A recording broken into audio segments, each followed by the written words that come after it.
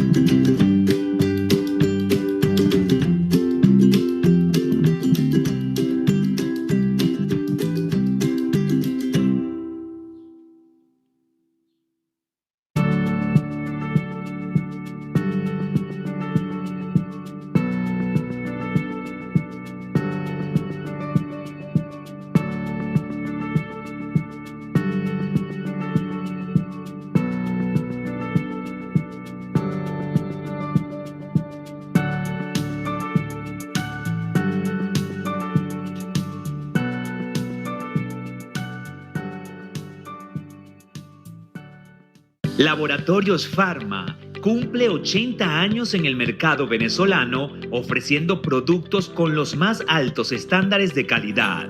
Por más de 20 años hemos cuidado la salud ósea de sus pacientes con Calcibón, que cuenta con 25 años en el mercado venezolano. Farmade y Bonamés, recomendadas para la prevención y tratamiento de la osteoporosis. En Laboratorios Pharma no nos detenemos. Seguimos creciendo para ofrecer vida y salud.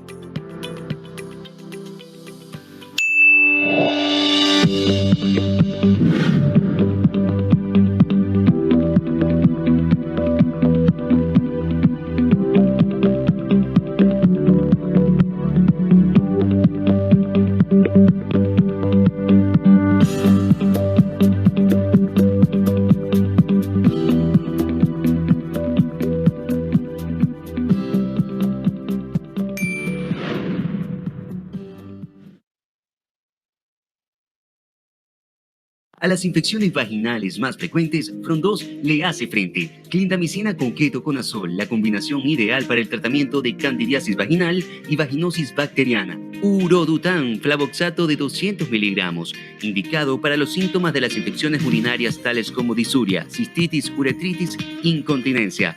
Darlide está compuesto por vitamina D3, 1000 unidades internacionales, indicado para todas las etapas de la mujer. Laboratorios FC, comprometidos.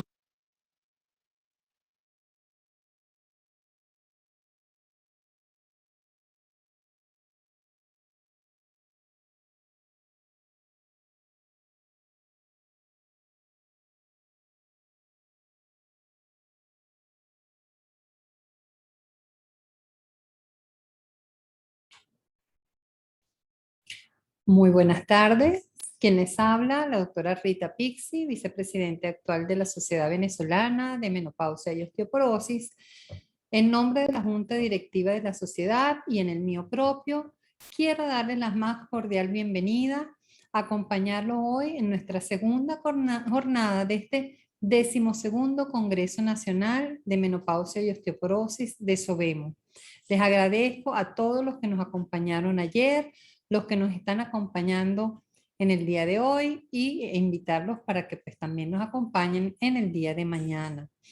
En este evento pues tratamos de buscar una actualización académica con los mejores panelistas nacionales e internacionales. Antes de pasar al programa, Recordemos que hoy, 19 de octubre, es el Día Mundial contra el Cáncer de Mama. Nosotros, como médicos de atención de nuestras mujeres, debemos ser los encargados de mejorar las medidas de prevención, de pesquisa, para apoyar a nuestras mujeres, hacer diagnósticos tempranos y apoyar, como lo vemos en la lámina, a aquellas mujeres que tienen la enfermedad actualmente, aquellas que ya lo pasaron y pues las que se nos fueron por esta enfermedad, darle apoyo a sus familiares, a sus hijas y, con lo más importante, siempre estar junto con nuestras mujeres en esta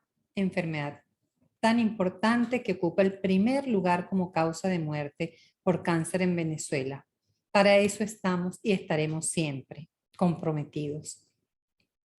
Pues bien, en la tarde de hoy vamos a tocar 3 temas que van a estar dedicados a la menopausia. Nuestro primer tema va a estar a cargo de un invitado internacional que siempre ha colaborado con nosotros y esa conferencia va a versar sobre cáncer ginecológico y terapia hormonal de la menopausia, en la cual el doctor Celis, como veremos, nos hablará de los diferentes tipos de cáncer, incluido el cáncer de mama. Posteriormente, una invitada venezolana, pero de la República del Zulia, la doctora Marisol Fernández, que nos va a hablar de infecciones vaginales en la menopausia, y nuestra ponente de la última conferencia será la doctora Indira Centeno, que nos va a hablar de fertilidad en pacientes con insuficiencia ovárica prematura. Posterior a estas conferencias vamos a tener una sesión de preguntas y respuestas de aproximadamente 30 minutos y les agradezco que ustedes vayan después de cada charla preparando sus preguntas y hacérnoslas llegar a través de las preguntas y respuestas del Zoom o a través del chat, para así poder pues abarcar el máximo de preguntas y respuestas. Lamentablemente el doctor Cuauhtémoc Celis no se va a poder conectar a la sesión de preguntas y respuestas porque simultáneamente tiene un congreso, que es el Congreso de Obstetricia y Ginecología en la Ciudad de México, pero al final de su conferencia, él muy amablemente dejó su correo electrónico para que se le pueda contactar y él responder tanto a las preguntas que ustedes quieran o tengan bien hacer, o si meditan cualquier referencia bibliográfica que verán en la conferencia. Y lo que nosotras podamos ayudarles, pues con las panelistas también lo haremos en ese tema de oncología. Pues bien, sin más preámbulo, vamos entonces a dar lugar a nuestro primer conferencista, que es el doctor Cuauhtémoc Celis. El doctor Celis es ginecólogo egresado de la Unidad Médica de Alta Especialidad en Ginecología y Obstetricia Luis Castelazo Ayala de la Ciudad de México. Es expresidente de la Asociación Mexicana para el Estudio del Climaterio, expresidente del Colegio Mexicano de Especialistas en Ginecobstetricia, presidente de la Federación Mexicana de Colegios de Obstetricia y Ginecología, miembro del board editorial de la revista de la Sociedad Norteamericana de Menopausia, miembro del board de la Sociedad Internacional de Ginecología Endocrina, un gran amigo que siempre ha colaborado tanto con la Sociedad Venezolana de Menopausia y Osteoporosis como la Sociedad Obstetricia en nuestras conferencias, a quien le damos nuestro profundo agradecimiento por acompañarnos en la jornada de hoy. Sin más preámbulos, dejo al doctor Celis para su conferencia.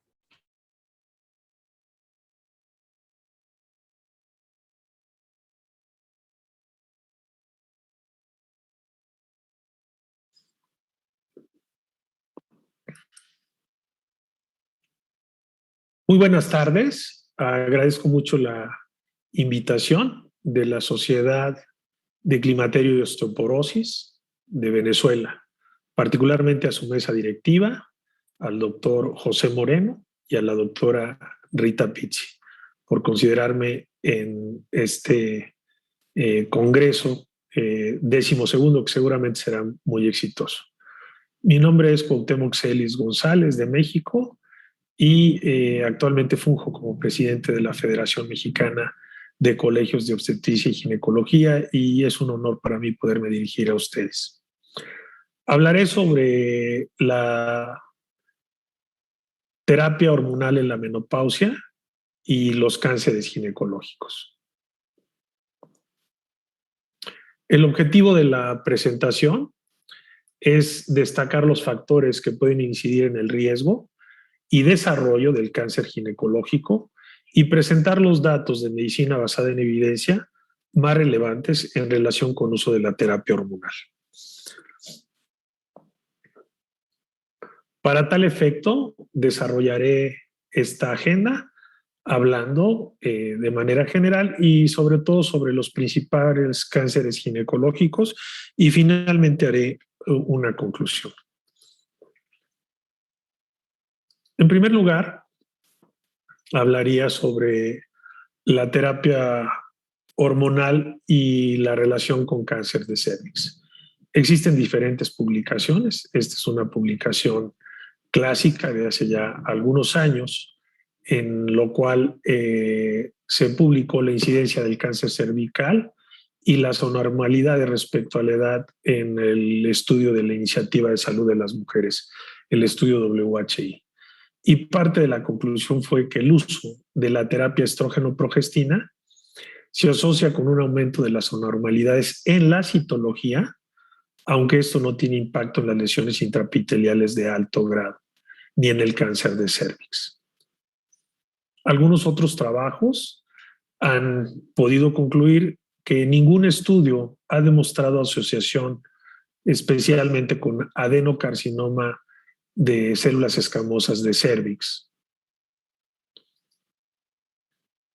Y en el caso del estudio WHI, bueno, pues lo que se publicó en el análisis que publicó la International Menopause Society es que no hubo aumento en el riesgo de cáncer de cervix con una evidencia de grado A, que es sumamente buena, y que los estudios de cortes a largo plazo no han encontrado ningún aumento en el cáncer de cervix en usuarias de terapia hormonal.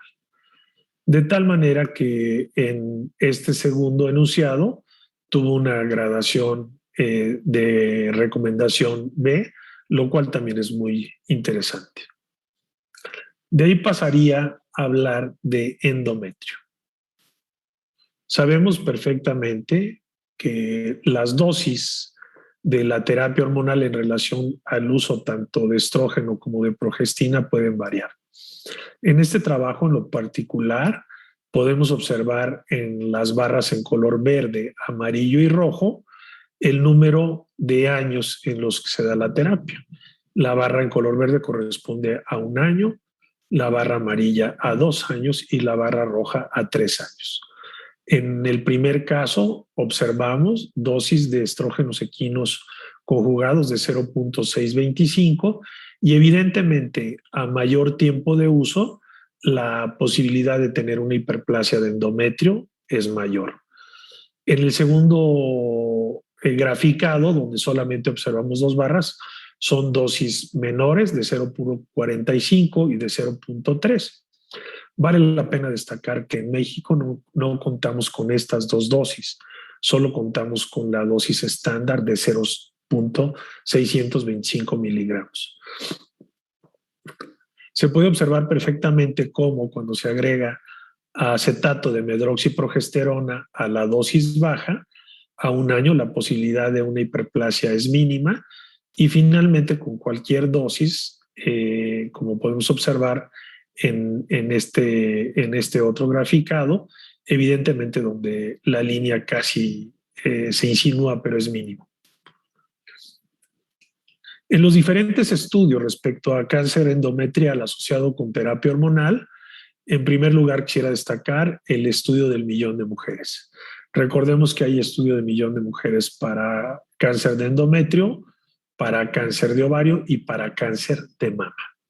En este caso, en el caso de cáncer de endometrio, el estudio de Valerie Beral pudo ubicar que en 1.320 cánceres de endometrio se atribuyó a la terapia cíclica estrógeno más progestina con una razón de momios de prácticamente sin cambio de 1.05, pero se pudo evidenciar como por primera vez aparece el riesgo de que la tibolona, a pesar de ser una progestina, que actúa en 3 receptores, bueno, finalmente también puede dar hiperplasia y cáncer de endometrio.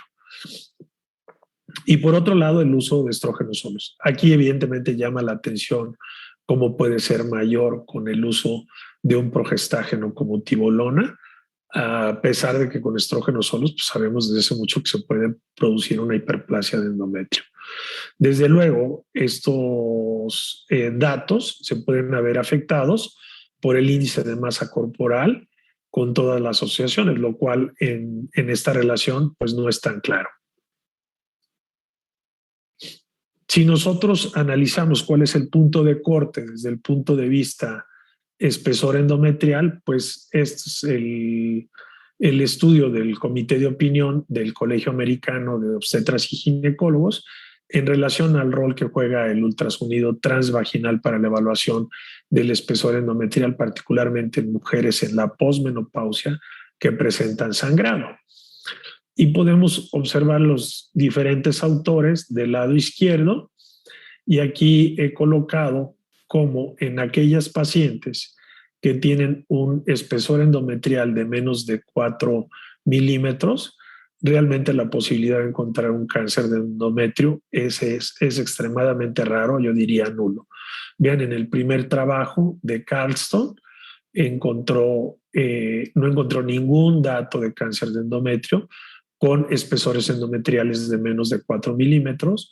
Lo mismo sucedió en el trabajo de Gould, pero sí en otros, como por ejemplo ya cuando tu medida es de 5 milímetros, bueno, pues tienes algunos casos. En esta serie encontró 4 casos con un valor predictivo negativo del 91.1%, o en este otro caso de la serie de Wong publicada en 2016 de 5 milímetros nuevamente, y donde encontraron 11 casos. Si nosotros analizamos qué es lo que sucede con la relación de cáncer de endometrio y la situación actual, podemos observar los diferentes consensos. En este caso, para el consenso de la Sociedad Internacional de Menopausia, bueno, sabemos que la terapia estrogénica induce estimulación del endometrio y que es dosis dependiente. Algunos otros datos que serían interesantes es que, por ejemplo, el sistema intrauterino del levonorgestrel puede tener algunas ventajas. La dosis baja y ultra baja de estrógeno progestágeno causa menor estimulación endometrial y menor sangrado. Es decir, un poco lo que hablé en la primera diapositiva, ¿no? Menores dosis de estrógeno asociado con un progestágeno. Desde el punto de vista de lo que ha publicado la NAMS en su posicionamiento, tanto del 2013 y después del 2017, es que el cáncer de endometrio de tipo endometrioide, particularmente en el grado 1 y 2 con receptor estrogénico y receptor progestacional negativo, puede usar terapia hormonal. Se pueden usar ciclos largos, por ejemplo, progestágeno, adicionarlo cada 3 a 6 meses durante 12 a 14 días. Nuevamente se habla de la posibilidad de usar el sistema intrauterino de levonorgestrel, desde luego el que libera 52 miligramos, y la dosis baja de estrógeno sin progestágeno. De ahí pasaría al tercer tipo de cáncer ginecológico, que es el cáncer de ovario. En relación a cáncer de ovario, este es el estudio más grande, es el estudio Dobbs, que tiene 900,000 mujeres, por así decirlo, y que tiene un seguimiento de prácticamente 10 años de seguimiento, de 1995 a el 2005. Y aquí lo que se graficó en este estudio fue específicamente la evaluación de tumores de tipo epitelial, como son el tumor de ovario de tipo seroso, endometrioide, mucinoso y el de células claras. Y vean la razón de tasa de incidencia, se ve un poquito, sobre todo en el endometrioide y en el seroso, y en el mucinoso realmente pues la razón se encuentra por abajo del 1. Realmente de ahí lo interesante de saber cuando una mujer presenta cáncer de ovario, saber cuál es el tipo de cáncer que tienen estas mujeres. Otra manera de evaluarlo es por el tiempo. Este es el mismo trabajo del DOPS y vean nuevamente en el seroso desde 0 a 4 años de uso, de 4 años y un mes a 7 años y de más de 7 años. Y del de tipo endometroide, nuevamente, las 3 valores en relación al años de uso, y podemos observar cómo nuevamente en el mucinoso no existe una prevalencia de aumento. Por el contrario, cuando una paciente usa más tiempo la terapia hormonal, la posibilidad de que tenga protección contra este tipo de cáncer, el de tipo mucinoso. No así, por ejemplo, en el de tipo seroso, que a mayor índice de tiempo aumenta discretamente la posibilidad de riesgo. Aunque hablando en concreto del riesgo de posibilidad de presentar un cáncer de ovario, realmente es sumamente bajo. Aquí tenemos la perspectiva en relación a riesgo relativo y podemos nuevamente concluir cómo con menos de 5 años de uso realmente no tienes una mayor prevalencia y que se hace un discreto aumento a partir de más de 5 años del uso de la terapia hormonal. Cuando tienes un valor de 6 a 10 años de uso, el riesgo relativo se va a 1.1 y cuando es mayor a 10 años a 1.2. En relación a los diferentes posicionamientos, quisiera destacar el de la NAMS del 2017, que es el más reciente. Entonces la NAMS dice, si existe asociación entre la terapia hormonal y el riesgo de cáncer de ovario, esta es muy baja. Es más, es muy rara y puede ir de 0.01 por 1000 a solo menos de 1 por cada 1000. Los datos están limitados a estudios observacionales y especialmente en mujeres con historia familiar de BRCA positivo y desde luego usuarias de terapia estrógeno-progestina. En el estudio WHI no hubo efecto significativo a 13 años de seguimiento. Si las mujeres se siguieron durante 13 años, aún más que en el DOP, y no hubo un aumento significativo. Sin embargo, los datos inconsistentes en los estudios de seguimiento observacionales, tanto a 5 como a 10 años de uso.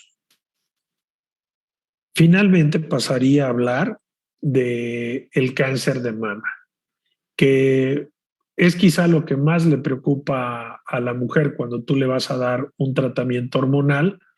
La mujer es muy enfática en conocer cuáles son los resultados, o por lo menos si no es enfática, eso es por un lado. Y por otro lado también el mismo médico, es decir, quien debería de dar una orientación y consejería, a veces no tiene suficiente información y por el contrario, sin conocer a fondo cuáles son los cambios que produce verdaderamente las hormonas en relación a la glándula mamaria, desalientan a la mujer aunque tenga indicación con la posibilidad de usarla para tratar los síntomas vasomotores y mejorar su calidad de vida. Observen ustedes los factores de riesgo para cáncer de mama. De los que están relacionados al estrógeno, evidentemente el que tiene una mayor relación de riesgo es la densidad de la glándula mamaria. Le siguen los niveles plasmáticos de estradiol, la edad en la que se presenta la menopausia, la edad del primer parto, desde luego de manera muy relevante el índice de masa corporal. Sabemos que la obesidad tiene un impacto adverso sobre el riesgo de cáncer mamario. La edad de la menarca y finalmente la terapia hormonal. Si ustedes analizan y agregamos otros factores de riesgo, como tener un familiar en primer grado, como pudiera ser la mamá o la hermana con antecedente de cáncer mamario, un familiar en segundo grado, como puede ser la tía o la abuela, o finalmente las usuarias de alcohol de manera cotidiana. Entonces, si tú puedes observar si tienes un índice de masa corporal elevado y le sumas alguno de estos factores, evidentemente la tabla podría sumarse si además pudieras incluir algún antecedente de tipo familiar como lo he mostrado en esta gráfica. De tal manera que volvamos a los factores de riesgo. Ya hablábamos de la densidad mamaria. Esta es la clasificación de Boyd. Me parece que es la más adecuada desde el punto de vista clínico. Y pueden ustedes observar cómo la densidad de la glándula mamaria, pues cuando no tiene densidad la glándula, pues la relación es de 1. Si tiene solamente un 10% de la zona, esto se aumenta a 1.2. Cuando tienes un 25% de la glándula mamaria, se aumenta a 2.2. Si es el 50% de la glándula, obviamente sigue en aumento el riesgo relativo, a 3.4 cuando tienes 75% y finalmente a 5.3 cuando prácticamente toda la glándula mamaria está comprometida con esta densidad. En relación a otro de los factores de riesgo que había mencionado, esta es la guía de práctica clínica de oncología de la Sociedad Americana y pues lo que ellos recomiendan es limitar el consumo de alcohol a menos de una bebida por día para disminuir la posibilidad de riesgo. Ellos asocian el riesgo en esta publicación a 30 mililitros de licor por día, llámese whisky, vodka, brandy, etcétera, a 180 mililitros de vino y a 240 mililitros de la toma de cerveza. Así que desde el punto de vista de otros factores de riesgo, hablamos del componente estrogénico. Y eso es muy interesante. Se han asociado los niveles que se presentan, pero lo más importante es poder destacar cuáles son los 3 mecanismos de carcinogenicidad que puede presentarse a través del uso del estrógeno. Y son 3 concretamente. En primer lugar, la estimulación de la proliferación celular mediada por el receptor. En segundo lugar, los efectos genotóxicos que incrementan las mutaciones a través de mecanismos mediados por el citocromo P450 y que van a activar diferentes vías metabólicas. Y finalmente, 3, la inducción de aneuploidías. De tal manera que este es uno de los trabajos más importantes de cómo se pudo llegar a esta conclusión.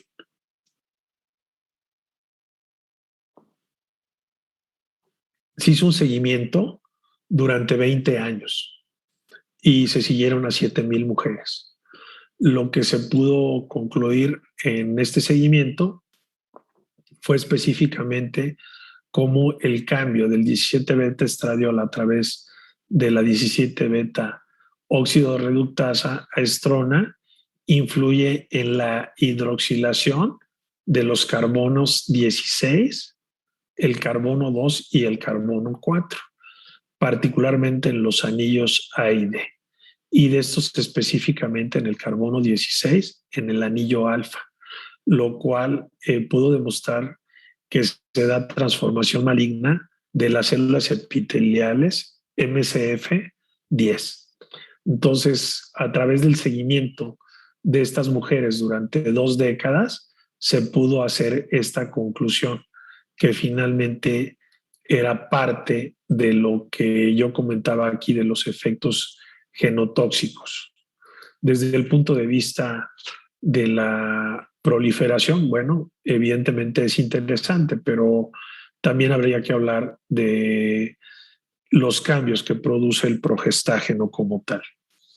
Y el progestágeno, bueno, sabemos que entre otras cosas aumenta la conversión de estradiol a estrona, de ahí que sea la indicación de darlo a mujeres que tienen con útero para, a través de la 17 beta hidroxiesteroide deshidrogenasa, se lleve a cabo esta conversión y que puede potencializar la proliferación de células epiteliales. Pero lo más importante de todo es que el progestágeno puede interferir en el balance entre la mitosis y la apoptosis en la glándula mamaria. Y vean por qué. Esta es la teoría de Wipp, donde Wipp plantea, dices, bueno, pues cuando tú das un progestágeno, la posibilidad de que tenga 2 vías específicamente genómicas, pues dependerá de si la vía que toma es una 3-alfa hidroxi o una 5-alfa reductasa. Si toma la de la parte azul, evidentemente va a haber disminución de la proliferación celular, disminución del deterioro de la célula y va a haber aumento en la apoptosis, lo cual es un recambio normal. Pero si la ruta que toma es de 5-alfa reductasa, entonces finalmente las señales cambian y evidentemente habrá aumento en la proliferación, aumento en el deterioro celular y disminución en el número de apoptosis, de tal manera que puede volverse una célula neoplásica.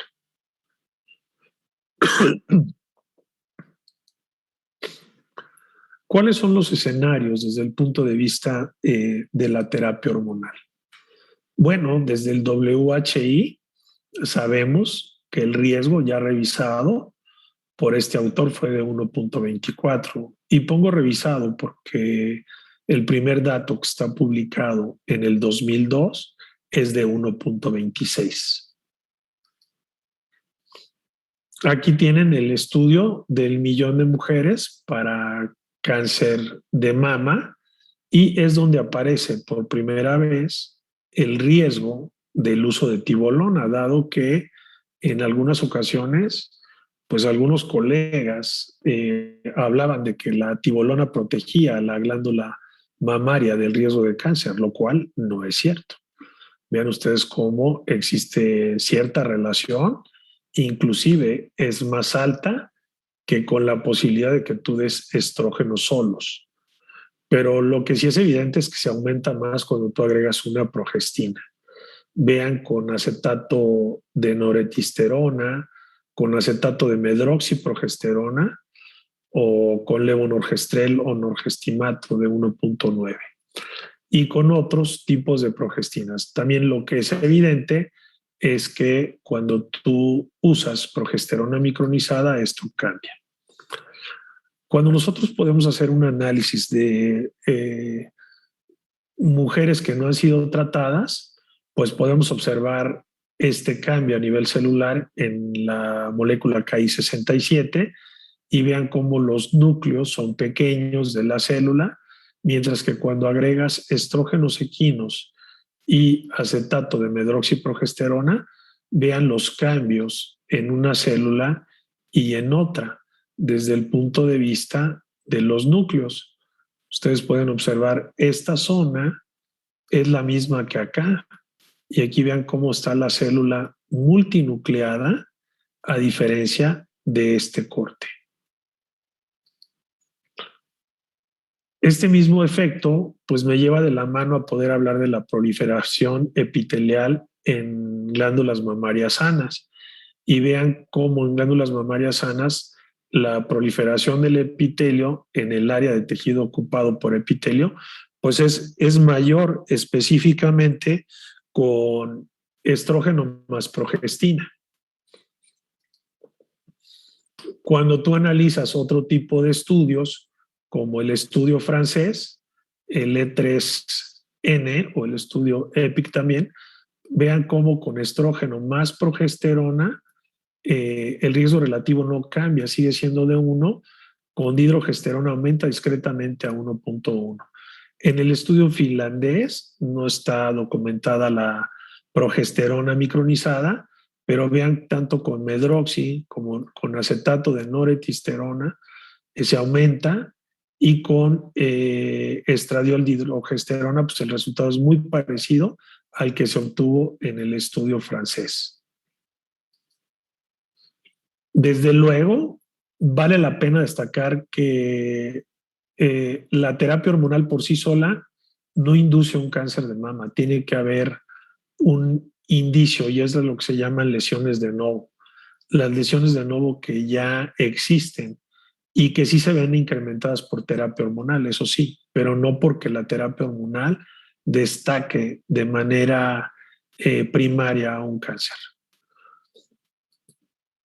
Finalmente, hablaré de los 3 consensos más representativos, el de la Sociedad de Endocrinología, el de la Sociedad Internacional de Menopausia y el de la NAMS. Y lo que ha destacado la IMS es que en los 3 estudios que sugieren el uso de progesterona micronizada o dihidrogesterona están asociados con un menor riesgo que otras progestinas. Evidentemente el estudio francés pudo demostrar, y aquí lo tienen hasta arriba, como estradiol y progesterona tiene un riesgo prácticamente de protección, 0.83, es decir, 17% menos de posibilidades de cáncer. La dihidrogesterona, 0.94, lo cual te da solamente 6%. Y finalmente con otro tipo de progestinas, como el aumento es significativo. Sabemos que con estrógenos solos también no se lleva a cabo la proliferación de manera importante. Otros estudios como este de revisión sistemática del grupo de Suiza, donde dice los estrógenos combinados con progesterona micronizada no aumenta el riesgo de cáncer de mama hasta por 5 años. Es decir, aquí el mensaje sería que tú tienes una seguridad hasta por 5 años del uso de progesterona micronizada en relación a glándula mamaria para mujeres que has usado en terapia hormonal que tienen útero. Sabemos que el incremento es raro, dado que fueron 4 o 8 casos más en el WHI, pero que después del análisis del grupo de Andrea Lacroix, en mujeres con histerectomía, esto se pudo proyectar cuando usas terapia estrogénica sola hasta 7 años y 1 mes. Entonces, ¿cuánto debe ser la duración del tratamiento? Bueno, pues uno de los grupos que publicó en el 2018, una de las guías que he tomado yo, era que abandonar el concepto arbitrario del límite de 5 años. Que lo que sí era importante era descontinuar paulatinamente y con reducción de dosis. En relación a si el esquema debe ser secuencial o continuo, algunas series reportan un mayor riesgo con esquemas continuos que con secuenciales, pero definitivamente se requieren más estudios para eso. No hay consenso, es lo que dice NAMS, respecto a este punto. Y en sobrevivientes de cáncer de mama con síndrome geniturinaria, el estrógeno se considera de segunda línea ante la falla de otros tratamientos. Más recientemente, el grupo finlandés publicó estos datos de las defunciones que ellos esperaban contra las encontradas. Y vean la sorpresa, ellos esperaban casi el doble de las defunciones en relación a las que encontraron con las usuarias de terapia hormonal. Y eso fue consistente, no solo en el grupo de solo estrógeno, también en el de estrógeno progestágeno y en el de cualquier otro tipo de terapia hormonal.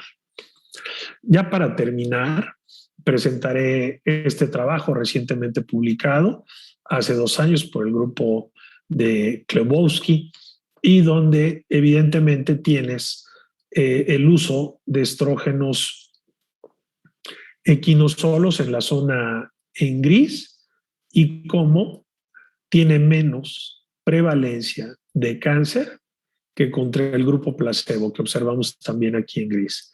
Sin embargo, cuando tú hablas de estrógeno más acetato de medroxiprogesterona, esto se aumenta.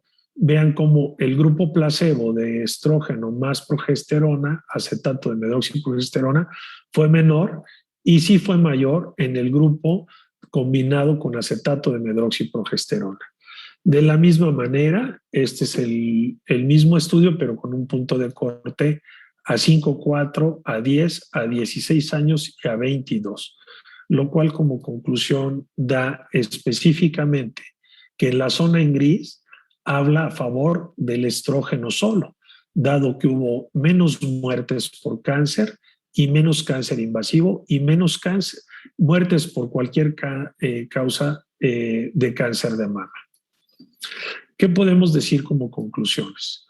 Que los resultados de los reanálisis de los estudios ya publicados y la evidencia de nuevas investigaciones están permitiendo reevaluar favorablemente el uso de la terapia hormonal en la menopausia.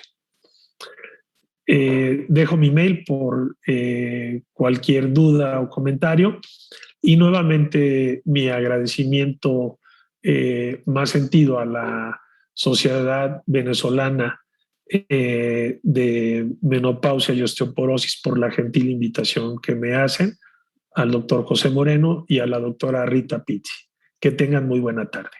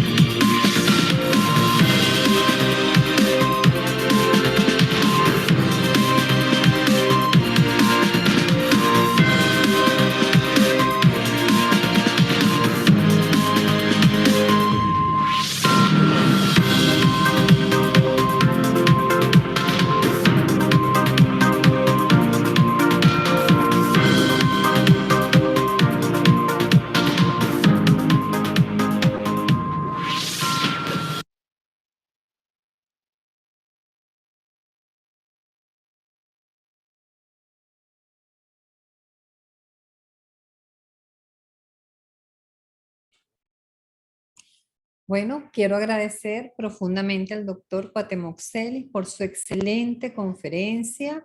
Nos ha hecho una puesta al día sobre la relación de la terapia hormonal y los principales cánceres ginecológicos.